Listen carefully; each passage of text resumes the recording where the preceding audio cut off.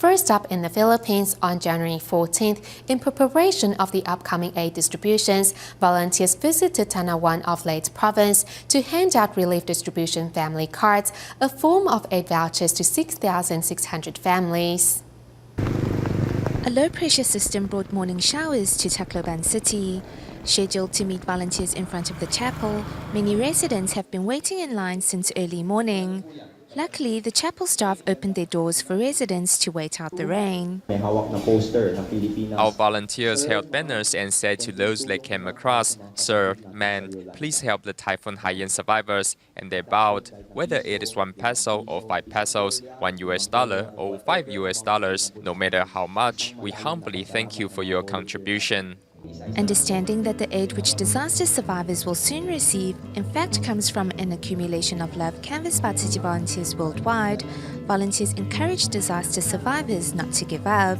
As the disaster areas are still without electricity, the beams of light that shine through the chapel windows test the volunteers' willpower and eyesight. A former typhoon survivor herself, Marikina Tiji volunteer Jennifer can relate to the hardships and distress that these disaster survivors are going through now.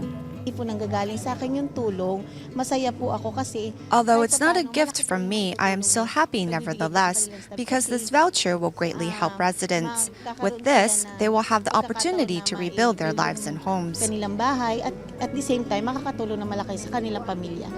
Come lunchtime, volunteers quickly gobble down the meal that was supposed to be their breakfast. A lot of people are waiting for us. They need our help. This home made from a hodgepodge of materials was built by Leyte and her husband 3 weeks after the disaster. All our belongings were washed away and we were left with nothing. This is newly built. We used whatever materials we could find. A home without a bathroom or toilet, Leyte has to collect water from her neighbor's house. However, what matters to Leyte and her family now is having a roof over their heads. Upon receiving the voucher, one can see hope in her smile. I will go collect the aid on time. We visited these two towns just before the new year, and tomorrow we will head over to Paulo town. Those towns and barangays situated along the shorelines were the hardest hit, and the extent of the damage was severe. Huge waves came crashing into homes and even almost destroyed the houses built with cement.